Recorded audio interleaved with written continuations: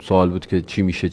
ما که تا اینجاشو گفته بودیم، حالا میخندیدید به رئیسی رفت، حریص اومد، حسن نصرالله رفت، خدمتتون از جنگ ایران اسرائیل شد، درگیری‌های حجاب سر مهسا امینی به وجود اومد، جنگ روسیه اوکراین به وجود اومد، طلا به سطح 2680 رسید. دیگه من نمیدونم چند تا تحلیل و پیش بینی درستی آدم باید بکنه که بفهم اینا شانسی نیست، اینا پشتش یه علمیه به نام ستاره شناسی توسط یهودی‌ها از دنیا حذف شده. قوی ترین علم دنیا ستاره شناسیه. می پادشاهان بزرگ دنیا ستاره شناس بغلشون بوده. بریم ببینیم چی میشه.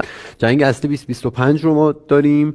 از مارچ 2025 درگیری شدید ایران و اسرائیل رو داریم و خدمتتون عرض بکنم که احتمالاً درگیری نظامی روسیه با ناتو، تایوان با چاینا موشک باشه، ولی جنگ زمینی وارد ایران نمیشه. دو جا در دنیا بمب اتم میخوره، لندن و خدمتتون عرض بکنم انگلستان و ترکیه رو بمب اتم داریم. در ترکیه بمب اتم زیر آب منفجر میشه. دو تا بمب اتم هم همین الان زیر آبه، برید تحقیق کنید.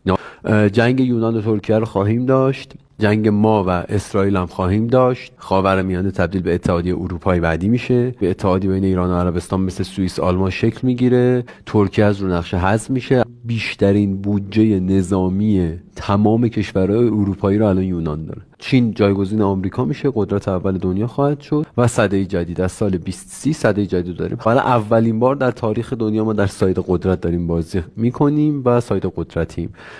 برگ از این درخت نمیفته مگر خدا نخواهد. خدا خواسته و تایم تغییر قدرت در دنیاست. اتفاقات دنیا اینو باید بفهمید، تحلیل پذیر نیست. روز و شبتون رو سیارات مشخص میکنن. کی کار کنید کی کار نکنید سیارات مشخص. انرژی جهان از سیارات میرسه.